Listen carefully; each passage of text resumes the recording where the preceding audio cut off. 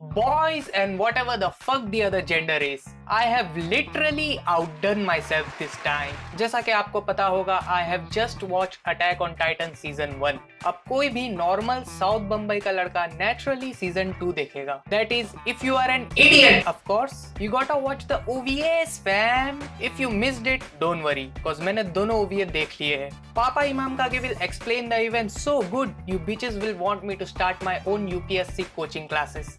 The first OVA consists of 3 parts. So let's start. Year 850. Before the battle for Trost district, Scout Regiment अपने 49th expedition पे जाने के लिए तैयार हो रहे हैं. कमांडर हांजी कमांडर अरविंद से कहती है, कमांडर अरविंद, चलो ना जिंदा टाइटन पकड़ते हैं ना. बहन की. Naturally, समझदार Arvind rejects the idea, cause A, ऐसे खतरनाक काम करने के लिए लोग नहीं है, and B, स्काउट रेजिमेंट की पहली प्रायोरिटी है ह्यूमैनिटी के लिए वॉल्स के बाहर एक बेस सेट करना. Annoyed Hanji confronts Oruo and actually provides a good reasoning for capturing a Titan alive. You see, humanity को Titan के बारे में ज्यादा कुछ जानकारी नहीं है. Sure, we know they eat humans for the sake of pleasure, but ये आए कहाँ से? Humans को ही क्यों खाते हैं? क्या इनके टूथपेस्ट में नमक है? ऐसे कई सारे इंपॉर्टेंट सवालों के जवाब हमें मिल सकते हैं अगर हम एक लाइव स्पेसिमेन को कैप्चर करें. Humanity will stand a better chance of fighting if we know who we are fighting against. But उतने में Mike signals the sighting of a Titan in the forest. While all the soldiers are ordered to be on guard, हांजी अकेले ही उस Titan को पकड़ने चली जाती है. She successfully lures the Titan out of the forest, but suddenly वो Titan हांजी को छोड़कर फिर से फॉरेस्ट में भागने लगता है. Now this is a very unexpected behavior in a Titan. Instantly the Titan is designated as an abnormal. हांजी एंड लीवाई फॉलोज द टाइटन जो भागते भागते एक ट्री के पास जाके रुकता है. रुकता है से मेरा मतलब बावली गांड की तरह अपना सर उस ट्री पे मारने लगता है. Eventually when section commander हांजी approaches it, वो उस पे अटैक कर देता है, which she barely dodges. Oruo appears and tries to kill the Titan, but हांजी उसे रोकने की कोशिश करती है, जिसकी वजह से उसे टाइटन पकड़ लेता है. अब ओरुओ की लगने वाली है, but at last Levi saves Oruo and kills the Titan. Levi yells at Hanji for endangering Oruo's life. उतने में पेट्रा notices something. जिस ट्री पर टाइटन अपना सर पटक रहा था, उसके अंदर एक लाश पड़ी है. Levi finds a notebook near the area. ये लाश है इल्से लैग्नार की. इल्से died a year ago on the 34th expedition. What happened to Ilse Lagnar? The answer is in the notebook. The year is 849. A soldier is running through Walros's territory. Soldier सारे events अपने notebook में लिख रहा है. ये soldier की पूरी squad मर चुकी है. She has lost her horse and her ODM gear has malfunctioned. This soldier is Ilse Lagnar, in charge of left wing 2nd brigade. It is impossible to outrun a Titan on foot.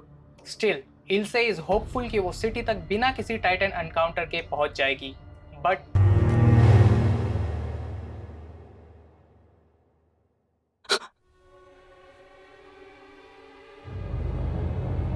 she is backed into a tree. Titan उस पे attack नहीं कर रहा है. Ilse has given up and starts writing down her regrets in her final moments. वो लिखती है कि ना ही उसने कोई प्राउड जिंदगी जी है और ना ही उसने कभी अपने माँ बाप के लिए कुछ किया है. And this is it for her. The end. पर उतने में कुछ ऐसा होता है जो आज तक पूरी रिकॉर्डेड हिस्ट्री में नहीं हुआ.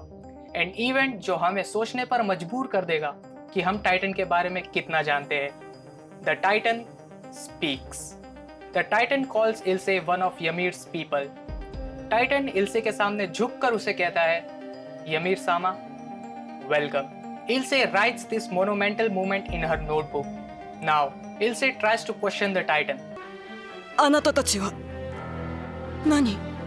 どこから来たの？どうして私たちを食べるの？ But the Titan doesn't respond. This is when Ilse snaps. Ilse yells at the Titan for eating humans without any reason. This causes the Titan to tear the skin off its face. यहाँ पे मेरी भी फटी, तुम्हारी भी फटेगी, इल्से की भी फटी थी. इल्से भागने की कोशिश करती है, but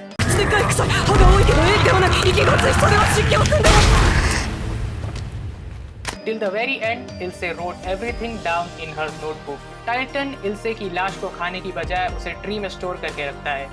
Both of which will be found a year later by Levi and Hanji. हांजी इल्से की फैमिली को नोटबुक बताती है so that they may get a closure for their daughter. This time, Hanji writes a document of proposal for capturing a titan alive using Ilse's diary as a basis.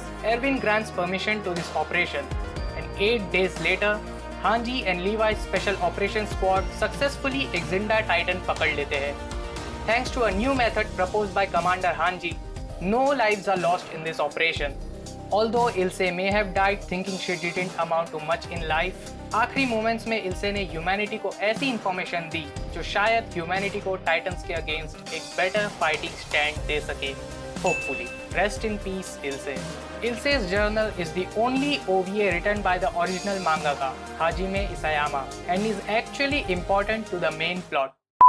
A sudden visitor. This OVA is actually based on the joke manga previews by the author, so इसीलिए it contributes nothing to the plot. But just for an overview, gene and Sasha के बीच किसी वजह से लड़ाई हो जाती है and commander Pixis decides ये लड़ाई एक कुकिंग कंपटीशन से डिसाइड की जाएगी. पूरा एपिसोड शाशा और जीन के इंग्रेडिएंट्स ढूंढने की मेहनत में निकल जाता है. There is also a subplot between Jean and his mother which is ultimately the reason why Jean wins the competition. Although इस OVA के बारे में बात करने के लिए ज्यादा कुछ नहीं है, but when you see it, you can tell the animators were having a lot of fun making this. छोटे छोटे इंटरैक्शंस और सीन को इतनी अच्छी तरीके से बनाया गया है कि तुम खुद अपनी सीट के एज पे बैठ के बोलोगे दिल लेने जाए भाई ये टाइटन, मुझे कुकिंग कंपटीशन में कौन जीत रहा है वो देखने का है. Also we learn important life lesson such as meat is just meet. 私は恥ずかしい。今ので納得したのか。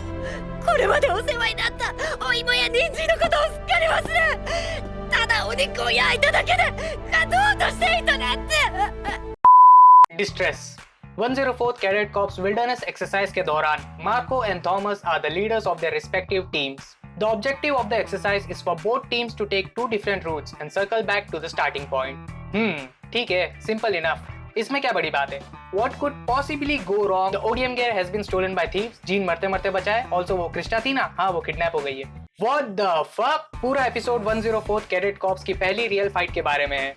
Although इस एपिसोड में foreshadowing बहुत है. जैसे Sasha mentioned she can cook to Jean, who she will fight against in a cooking competition a year later. At the end, Marco mentions कि उसे लगता है gene को इस एक्सरसाइज का लीडर होना चाहिए था, which will come true during the Battle of Trost. And Marco wonders what kind of soldier everyone will become.